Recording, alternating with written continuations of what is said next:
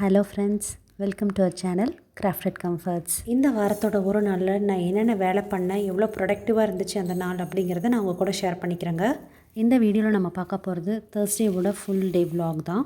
அதுக்கு முந்தின நாள் இந்த அரிசி ஊற வச்சிட்ருக்காங்க நெக்ஸ்ட் டே பிரேக்ஃபாஸ்ட்டுக்காக. அதுக்கு வந்து 1 கிளாஸ் அரிசி, அரை கிளாஸ் கடலைப்பருப்பு, 1/4 கிளாஸ் துவரம்பருப்பு, 2 டேபிள் ஸ்பூன் உளுந்து. இது வந்து வெனஸ்டே ஒரு 3 மணி டைமில் ஊற வச்சிட்ருக்கேங்க நைட்டு அரைக்கிறதுக்காக. இது வந்து ஒரு குஜராத்தி டிஷ்ஷுங்க. இது பேர் ஹேண்ட்வோ. இது வந்து ஒரு ஃப்ரெண்டுக்கிட்ட கற்றுக்கிட்டதை நான் உங்கள் கூட ஷேர் பண்ணுறேங்க. பிரேக்ஃபாஸ்ட்லாம் முடிச்சதுக்கப்புறம் நைட்டு ஒரு 8 மணிக்கு இதை வந்து அரைச்சிட்ருக்கேங்க. கொஞ்சமான குவான்டிட்டிங்கிறனால மிக்சிலேயே அரைச்சாச்சுங்க. சும்மா அரைச்சி மட்டும் வச்சுருக்கேன். இதில் உப்பு போடல, காலையில் போட்டுக்கலான்ட்டு அப்படியே விட்டாச்சு.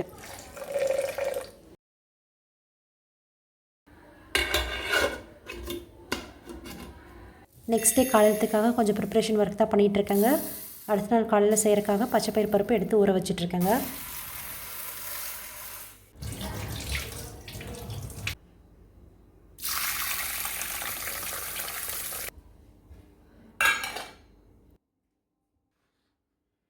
கூடவே அடுத்த நாள் செய்கிறக்கு என்னென்ன காய்கறி வேணுமோ எல்லாத்தையும் எடுத்து வச்சிட்ருக்கேன். அப்போ ஈஸியாக இருக்கும் அப்படிங்கிறக்காக. தயிர் உரையூற்றி வைக்கிறதுக்கு பால் காய்ச்சிட்ருக்கேங்க. சின்ன ஆர்கனைசேஷன் பண்ணிடலான்ட்டுங்க.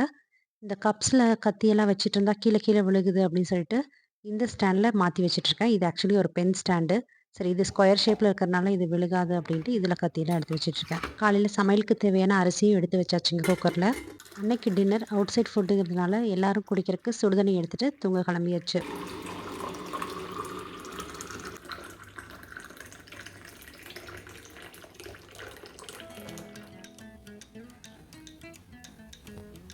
இனி அடுத்த நாள் காலையில் 5 o'clockலேருந்து vlog ஆரம்பிக்குதுங்க. காலையில் எந்திரிச்சு வந்த உடனே குளிச்சுட்டுங்க சாமிக்கு பூ போட்டு விளக்கு பற்ற வச்சிட்ருக்கேன். டெய்லி இப்படி தாங்க இருக்கும் என்னோட ரொட்டீன்.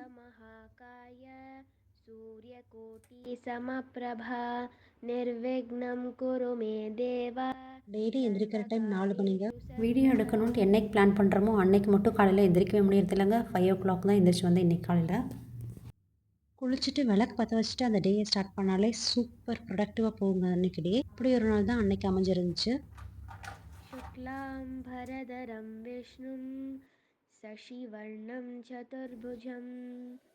இனி சமையல் ரூமுக்குள்ளே வந்த உடனே நம்ம வேலையெல்லாம் ஸ்டார்ட் பண்ண வேண்டியதுதாங்க. ஃபஸ்ட்டு வேலையை பார்க்குறது பால் காய வைக்கிறது தான். வெசல் ஸ்டாண்ட் இருக்கிற தேவையான வெசல்ஸ் மட்டும் எடுத்துட்டுங்க வெசல் ஸ்டாண்டு தூக்கி அப்படியே கீழே வச்சுடுவேன். பானை எடுத்து அடுப்பு மாற்றி வச்சுட்டுங்க இந்த ஃப்ரண்ட் அடுப்பில் ஃபஸ்ட்டு மண் சட்டி எடுத்து வச்சிடலாங்க. பச்சைப்பயிறு பருப்பு வேக வைக்கிறதுக்காக. ஊற வைக்கலினா பருப்பை குக்கரில் தான் வைப்பாங்க. இன்றைக்கி ஊற வச்சதுனால மண் சட்டிலேயே வச்சாச்சு. சீக்கிரமாக இனிஷியலாக பண்ணுற வேலைகளில் இன்னொன்று கெட்டிலில் சுடுதண்ணி வைக்கிறதுங்க. இல்லை அப்பப்போ சுடுதண்ணி வைக்கிறதுனால குக்கிங் வந்து ரொம்ப ஈஸியாகுது.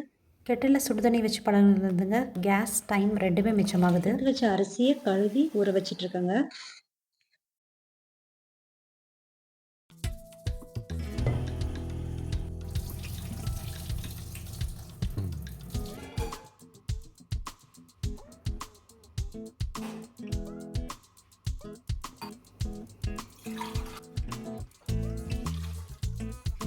அரிசி கழுவி தண்ணி அளந்து ஊற்றி வச்சுட்டு ஒரு 10-15 மினிட்ஸ் கழிச்சு ஆன் பண்ணிக்கலான்ட்டு அப்படியே வச்சிருக்கிறேங்க.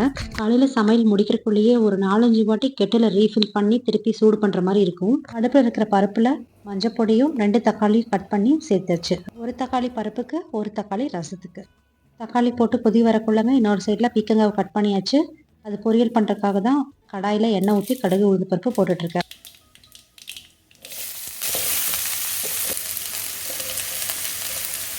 பீர்க்கங்காயை போட்டதுக்கப்புறமா மிளகாய் பொடியும் போட்டு நல்லா வணக்கிட்டு தண்ணி ஊற்றி மூடி வச்சிடலாம் வேகிறதுக்காக. இந்த வெந்தய தண்ணியை நானும் ஹஸ்பண்டும் ஒரு 5-6 மந்த்ஸாக எம்டி ஸ்டமக்கில் குடிச்சிட்ருக்கோம். 40 இயர்ஸ் ப்ளஸ் ஏஜில் இருக்கிற உமனாக இருந்தால் கண்டிப்பாக இது குடிக்கலாங்க. இது லாங் டேர்மில் குடிக்கும் போது பீரியட்ஸில் இருக்கிற இர்ரெகுலாரிட்டிஸ் எல்லாத்துக்குமே நல்ல ஒரு சொல்யூஷனாக இருக்குங்க. பருப்பு நல்லா கொதிக்க ஆரம்பிச்சிருச்சுங்க. இப்போ தக்காளியும் வெந்திருக்கும். அதனால வேக வச்ச தக்காளியும் கூடவே பருப்பு தண்ணியும் எடுத்துக்கணும் ரசத்துக்காக. ஒரு 1/2 தக்காளி எக்ஸ்ட்ராவே எடுத்துட்டேன் ரசத்துக்கு. தக்காளி கொஞ்சம் பெருசாகவே இருந்ததுனால 1/2 தக்காளி பருப்புக்கு வச்சுக்கிட்டேன். இன்னொரு 1/2ஐயும் இதுக்கு எடுத்துட்டேன் ரசத்துக்கே. வெந்துட்டு இருக்க பிக்காக்குள்ளேயே துருவன தேங்காவையும் போட்டுடலாங்க. சைடில் டீ தாங்க போட்டுட்ருக்கேன். இஞ்சி போட்டு தான் டீ போடுவேன் எப்பவுமே. தண்ணி கொதி வந்தோடனே டீ தூள் போட்டுட்டுங்க அப்புறம் பால் ஊற்றி இறக்கிடலாம்.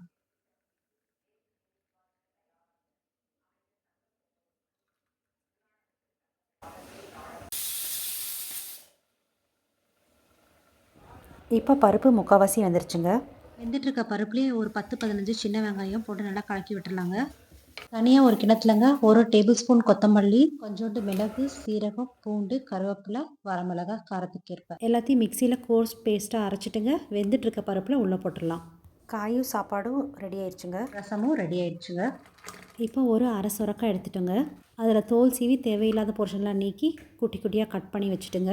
கூடவே 2 கேரட் அப்புறம் 1 இன்ச் சைஸ் இஞ்சி எல்லாத்தையும் கட் பண்ணி மிக்சியில் அரைச்சி எடுத்துக்கலாம். அதையை நைட்டு அரைச்சி வச்சுருந்த மாவோட கலக்கிக்கலாங்க. கூடவே உப்பும் போட்டுக்கலாம். ஆக்சுவலி துருவி போட்டால் ரொம்பவே நல்லாயிருக்கும். ஆனால் என் பொண்ணுங்களுக்கு இந்த சொரக்காய் டேஸ்ட்லாம் பிடிக்காது அப்படிங்கிறக்காக நான் எல்லாத்தையும் அரைச்சி போட்டேன். அரைச்சா ஒன்றும் தெரியாது அப்படிங்கிறக்காக. சைடில் இந்த தோசைக்கு தேங்காய் சட்னி தான் ரெடி பண்ணிகிட்ருக்கேங்க. பருப்பு வெந்தாச்சு, தாளித்து இறக்கிட்டேங்க. அதை மத்து வச்சு நல்லா கடைஞ்சிடலாங்க. எப்பவும் செய்கிறத விடவே இந்த வாட்டி பருப்பு நல்லா டேஸ்ட்டாக வந்துச்சுங்க. மண் சட்டியில் செஞ்சதுனாலையா இல்லை தேங்காய் எண்ணெயிலேயே செஞ்சதுனாலையான்னு தெரில, பட் டேஸ்டியாக இருந்துச்சு. இந்த பருப்பு மத்தில் இருக்கிற பருப்பை வேஸ்ட் பண்ண வேணான்ட்டு அப்படியே கொண்டு போய் ரசத்தில் டிப் பண்ணி எடுத்துருவாங்க. இப்போ லஞ்சு ரெடி ஆயிடுச்சுங்க. தோசை மட்டும்தான் சுடணும். இப்போ லஞ்ச் பாக்ஸில் சாப்பாடு போட்டுட்ருக்கேங்க.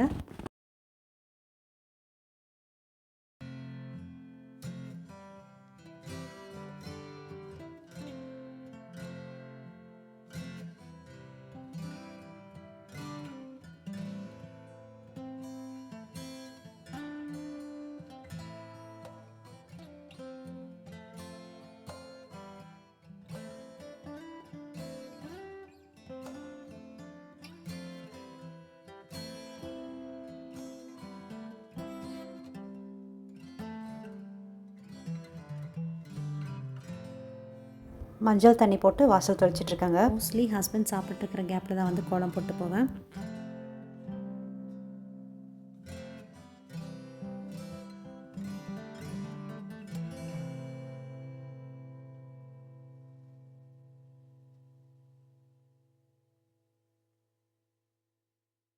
ஹஸ்பண்ட் கிளம்புனதுக்கப்புறம் கிச்சன் எல்லாம் க்ளீன் பண்ணி முடிச்சாச்சுங்க.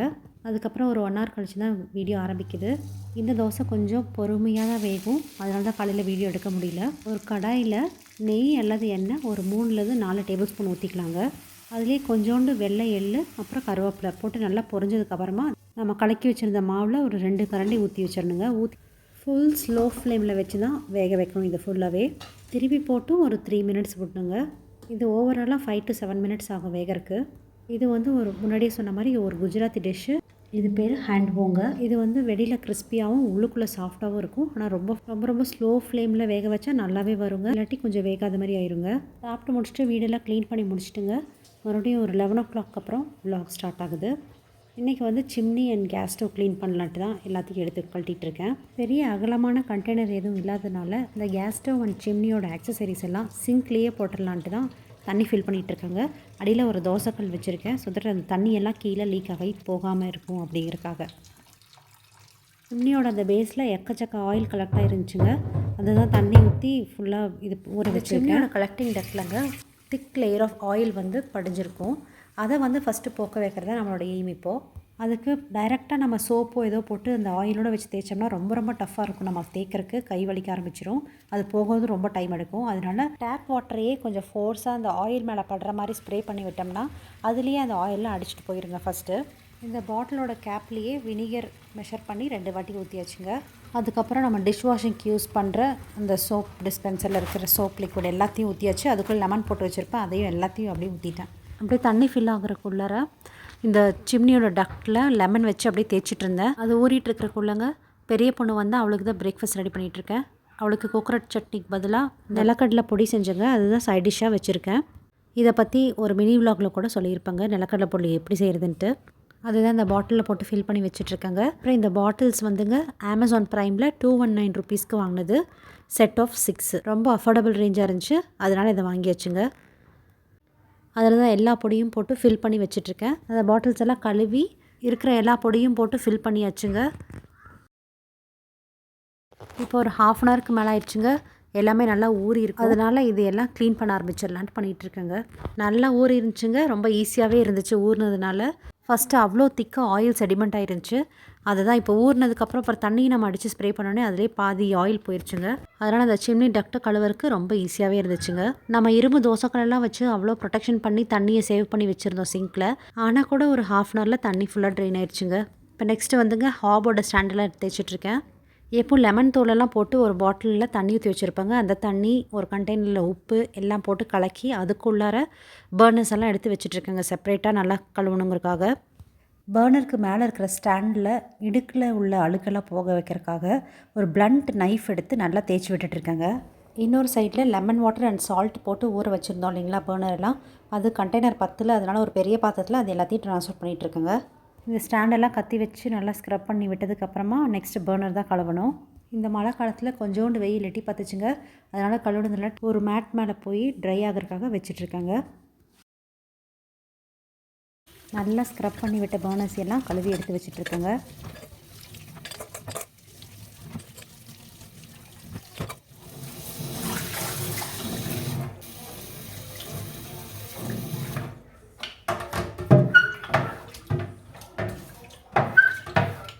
வாஷிங் ஒர்க் எல்லாம் முடிஞ்சிருச்சுங்க.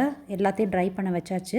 இப்போ next chimney and gas stove தாங்க க்ளீன் பண்ண வேண்டியிருக்கு. கேஸ் ஸ்டவ் மேலே இருக்கிற டஸ்ட் பார்ட்டிகல்ஸ் எல்லாம் துணி எடுத்து நல்லா தொடச்சி எடுத்துட்டு, அங்கே குரூப்ஸ்குள்ளே எல்லாமே டஸ்ட்டு போய் கலெக்ட் ஆகிருக்கும். அதனால் அதையெல்லாம் தான் எடுத்துகிட்ருக்கேன் ப்ரஷ் வச்சு.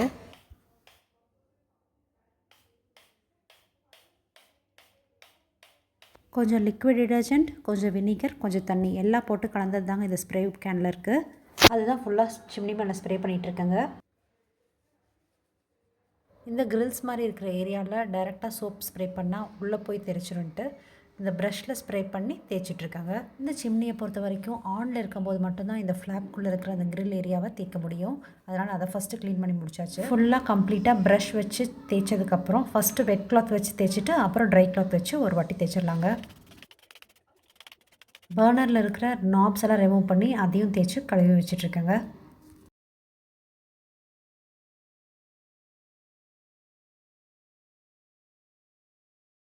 எல்லாம் க்ளீன் பண்ணி முடிச்சதுக்கப்புறம் இந்த கலெக்டிங் டக்டை ஃபிட் பண்ணியாச்சுங்க. ட்ரை ஆயிடுச்சு நல்லா. அதுக்கப்புறம் ஒரு வாட்டி வைப் பண்ணிவிட்டு அப்புறம் ஃபிட் பண்ணிட்டேன்.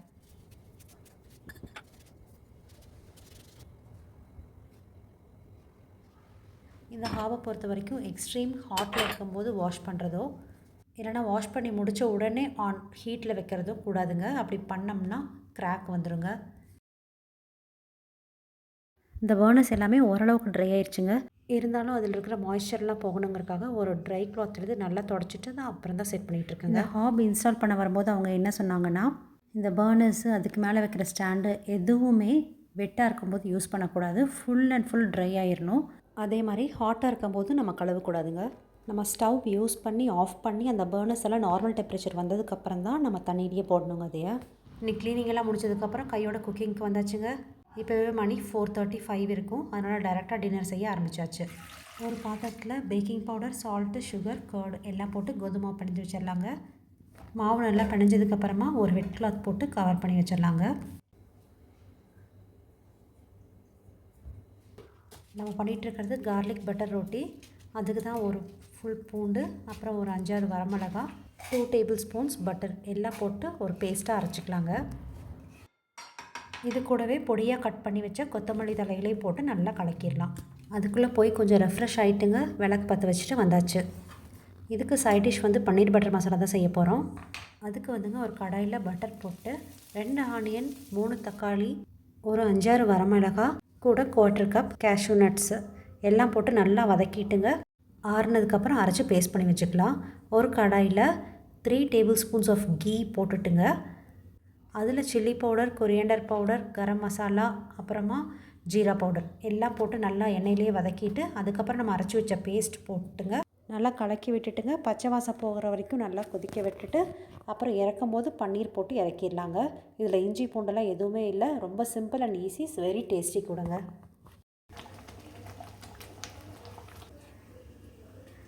பன்னீரை வந்து நல்லா வாஷ் பண்ணிவிட்டு கட் பண்ணி உள்ளே போட்டுடலாங்க. பன்னீர் பட்டர் மசாலா இப்போ ஆல்மோஸ்ட் ரெடி ஆயிடுச்சுங்க. இப்போ சப்பாத்தி தேய்க்க வேண்டியது தான். ஃபஸ்ட்டு சப்பாத்தி மாவெல்லாம் பால்ஸாக உருண்டை பிடிச்சி வச்சுட்டுங்க எவ்வளோ சப்பாத்தி வருமோ அதுக்கு தகுந்த மாதிரி அந்த அரைச்சி வச்ச பேஸ்ட்டை வந்து பார்ட்டிஷனாக பிரித்து வச்சிடலாங்க. அப்போ தான் எல்லா சப்பாத்திக்கும் ஈக்குவலாக அந்த கார்லிக் பேஸ்ட்டு வரும். இல்லைனா கடைசியில் சாப்பிட்றவங்களுக்கு ப்ளெயின் சப்பாத்தி தாங்க மிஞ்சும். அதனால் எல்லாத்துக்குமே ஈக்குவலாக வரணும் இல்லைங்களா, அதனால தான் ஃபஸ்ட்டே நான் பிரித்து வச்சுருவேன் இந்த மாதிரி ஸ்டஃபிங் எல்லாமே. சப்பாத்தி நல்லா ஸ்ப்ரெட் பண்ணி தேய்ச்சி விட்டுட்டுங்க, அது மேலே அந்த கார்லிக் பேஸ்ட்டை அப்ளை பண்ணிவிட்டு ரோல் பண்ணி சென்டரில் இந்த மாதிரி கட் பண்ணி எடுத்துக்கலாங்க. அப்புறம் மறுபடியும் இப்போ தேய்க்கலாம். இப்போ பண்ணும்போது நல்லா லேயர்டாக சூப்பராக வரும் சப்பாத்தி, சாஃப்டாகவும் இருக்கும். இந்த மாதிரி நார்த் இந்தியன் டிஷ்ஷஸ் செஞ்சாலே எங்கள் வீட்டில் எல்லாத்துக்கும் ரொம்ப பிடிக்குங்க. ஃபஸ்ட்டு சப்பாத்தி நான் எப்படி பண்ணேனாங்க, ஒரு சைட் சப்பாத்தி தேய்ச்சிட்டு தி அதர் சைடில் வந்து நல்லா தண்ணி அப்ளை பண்ணிவிட்டு தோசைக்கல் மேலே தண்ணி இருக்கிற சைடு ஒட்ட வச்சுட்டேன். அப்போ உல்டாவாக காமிக்கும்போது அந்த சப்பாத்தி வந்து டைரெக்டாக ஃபயர் மேலே படும்போது நானோட எஃபெக்ட் வரும் அப்படிங்கிறக்காக பண்ணேங்க. ஆனால் சப்பாத்தி கீழே விழுந்துருச்சு. அதனால் பேசாமல் நம்ம கிரில் மேலேயே போட்டு எடுத்துடலாம் அப்படின்ட்டு அதான் பண்ணிகிட்ருக்கேன். டின்னரும் சீக்கிரம் முடிச்சதுனாலங்க நாங்கள் சாப்பிட்றதும் சீக்கிரமாகவே முடிச்சிட்டோம். 7:30க்கு முன்னாடியே சாப்பிட்டு முடிச்சாச்சு. சாப்பிட்டு முடிச்சதுக்கப்புறம் அந்த பன்னீர் கொஞ்சம் மிச்சமாயிருச்சுங்க, அதை மட்டும் எடுத்து ஃப்ரிட்ஜில் வச்சிட்ருக்கேன். இது காலையில் வச்ச சாப்பாடுங்க, அதையும் ஒரு டிஃபன் பாக்ஸில் போட்டு வச்சிட்ருக்கேன். இதை ஃப்ரிட்ஜில் வைக்க சம்மர்னால் கண்டிப்பாக தண்ணி ஊற்றி வச்சுருவேன். பட் இப்போனா அப்படியே விட்டுருவேன், நெக்ஸ்ட் டே தயிர் சாப்பாடு போட்டு சாப்பிட்டுக்கிறக்காக. டின்னர் முடிச்சுட்டு குலாப் ஜாமுனும் எல்லாத்துக்கும் சர்வ் பண்ணியாச்சுங்க. ஸ்டவ்வையும் க்ளீன் பண்ணியாச்சு. அப்புறம் பாத்திரமும் கழுவி வச்சாச்சுங்க. கழுவி வைக்கும் போதே லஞ்ச் பாக்ஸஸ், டிஃபன் பாக்ஸஸ் எல்லாமே தனியாக எடுத்து ஒரு பேஸ்கெட்டில் போட்டு வச்சுருவேன். அப்போ தான் காலையில் எடுக்கிறதுக்கு ஈஸியாக இருக்குங்க. அதனால் ஹஸ்பண்ட் ஆஃபீஸ் விட்டு வந்ததுக்கப்புறமா டைரெக்டாக டின்னர் சாப்பிட்டாச்சுங்க. அதனால் டீ காஃபி எதுவும் குடிக்கல சாயங்காலம். அதனால் டின்னர் முடிச்சுட்டு காஃபி குடிச்சாச்சுங்க. இவ்வளோ நேரம் பொறுமையாக பார்த்ததற்கு நன்றிங்க.